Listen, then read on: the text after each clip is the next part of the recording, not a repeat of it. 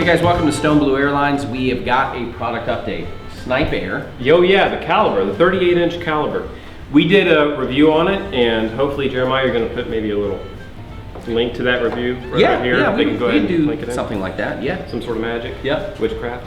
But anyways, we had mentioned some of our concerns about the center pod on the first edition of this aircraft. And I don't know what, I can't remember exactly what type of material it was, but Tim, the owner, went back and he actually updated the pod with polycarbonate, and it's just, he actually has another video out with throwing on clear.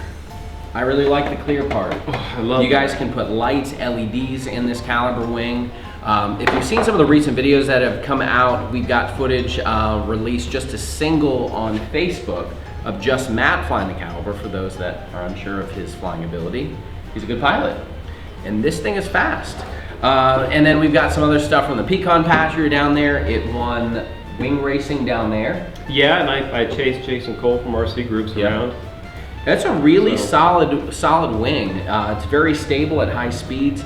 And what's nice is he did update this so that the center core is a lot stronger now. And that was one issue that we were stronger, but another thing too, it's actually a little bit wider. It still has the same good features on it. This one hasn't really been flown a lot, so it doesn't have a motor. Well, no, it doesn't, so it hasn't been flown a lot. It hasn't been flown at all. But I don't know how well the clear is going to show up. The battery bay. Are your dreams that vivid? I don't want to know. All right. Anyways, it has a larger battery compartment. You could fit, before we were able to fit maybe what, a 3300 3S in it. We have done up to a 4200 jet fuel pack in this, and we'll take it. That's a lot of battery for a small wing, but it turns it into a rocket. And yeah, well actually it's really nice. And one nice thing, normally, I mean, you might find yourself wanting to put a bigger battery on wings because a lot of the wings you have CG issues. They're blunt nose. With this pod, with this design, with the sweep of the wings, CG is so easy to hit with this plane. But here's another thing about the width of the pod. It used to be you could only put the Mobius right there, and it's nice. That's what the little raised parts of the pod, they're supposed to be for added protection. But to give you a little bit of a contrast, he knew we'd crash, didn't he? Yeah. You can actually fit a GoPro in there. Yeah. Look at that. So you can strap it down, modify the top piece, and definitely get your Mobius and or GoPro right in the top. Lots of battery power. And we've been running this one on our 40 amp ESC Cobra with a 2300 Cobra motor on it, and that's our recommended loadout on the website. It absolutely, the speed envelope on it, like we said again, nice. Between 35 to upwards of 80. Yeah, it's fast, and we haven't even done a 4S setup on it. This could also be done, you could easily do a 4S setup on it, or you could do absolutely nothing. I think it's a lot easier now, but also too with a larger battery if you're doing a 4S setup.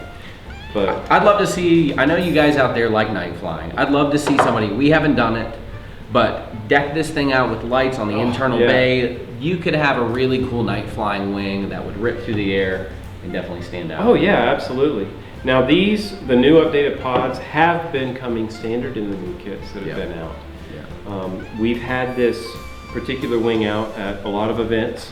We were down at Pecan Patch. We were down up at Flight Fest just a couple weeks ago, and everybody, Tim himself actually built this one for us. He did a wonderful, beautiful job on it, and it had a lot of great responses, and it's a very unique aircraft, and it flies definitely a cool wing. If you're looking for something small, light, and easy to transport, you want some speed, the caliber's probably the wing to take a look at. Yep, and keep an eye on Snipe Air Industries too, because they are coming up with some pretty innovative designs. Yeah, guys, we have a lot of cool products in the store that are American made. That is definitely something I really like, and it's neat to work with guys that we can have direct contact with and that don't mind some feedback and influence on the product to make it better for the pods that are going to fly. Oh yeah, and it didn't take him, I mean, the next couple of weeks, he had a whole new pod made up. We had voiced little concerns, and honestly, on the old pod, we did have a good crash out of Pecan Patch that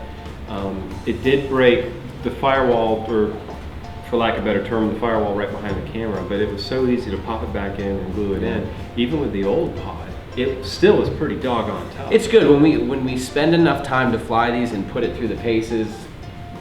I think we really get to see some of the stuff that we have questions on. Maybe shows to be not as much of a concern. In a hard crash, you're going to hurt something.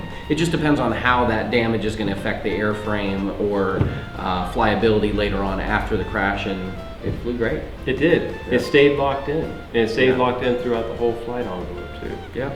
So yeah, if you're really looking for an adrenaline rush, especially now, remember again, the 38 caliber is meant for lighter setups. You're looking at, you know, maybe 2.4 to 5.8, but especially with the larger pod now, you're going to be able to put the 1.3 in there. You're going to be able to put some more gear, especially vector. Yeah, we could definitely like put a vector in here. So depending on how you load it down, you could run a lot of battery, very little gear, a little bit more gear, a little less battery, and there's a lot of play because of the acreage that he has, and how he has some of the holes and everything that he's thought out with the zip ties. Just remember, when coming in for a landing, assume your approach is going to take a little bit longer than you may be used to if you haven't flown a wing and you get up and flying.